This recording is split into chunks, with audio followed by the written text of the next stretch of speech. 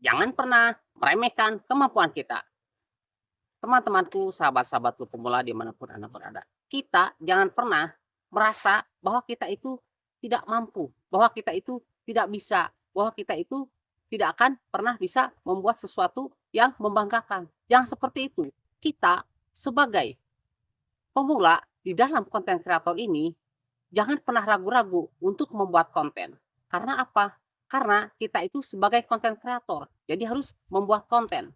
Apapun kontennya itu, apapun yang kita lakukan. Sekiranya itu bisa dibuat konten, maka kita buat konten. Untuk pelajaran pertama-tama, apa saja kita upload dulu. Tapi ingat, kita itu harus belajar. Belajar membuat konten.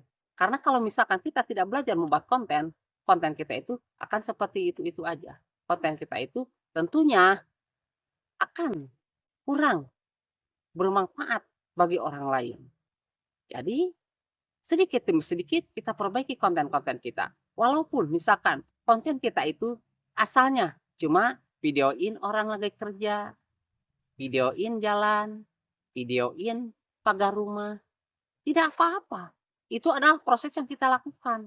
Tetapi sambil kita melakukan itu, kita belajar membuat konten, belajar cara-cara mengemas konten supaya kita ke depannya jadi bisa membuat konten. Kalau sudah bisa membuat konten, maka kita sudah jelas seorang konten kreator. Karena konten kreator itu adalah seseorang yang membuat konten. Apakah yang dimaksud dengan konten? Konten adalah sesuatu informasi yang dikemas oleh seorang kreator dengan cara dikreasikan, dikemas sebaik mungkin, dikemas semenarik mungkin supaya pesan tersebut masuk atau sampai kepada orang yang dituju, yaitu audiens yang diinginkan.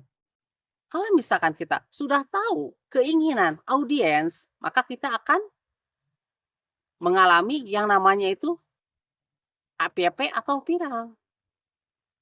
Karena kita menyajikan apa yang diinginkan oleh audiens kita. Jadi, kita harus belajar memahami keinginan dari audiens kita itu. Kita harus belajar berbicara di depan kamera. Supaya apa? Supaya sistem mengenali kita. Karena lama-kelamaan hal itu harus kita lakukan. Kalau misalkan tidak dilakukan dari sekarang, maka kita akan begitu-begitu aja. Kita akan tetap merasa malu dan merasa canggung. Tapi kalau sudah dimulai berbicara di depan kamera, maka lama-kelamaan kita di dalam berbicara itu akan lancar. Tidak akan terbata-bata karena sudah terbiasa melihat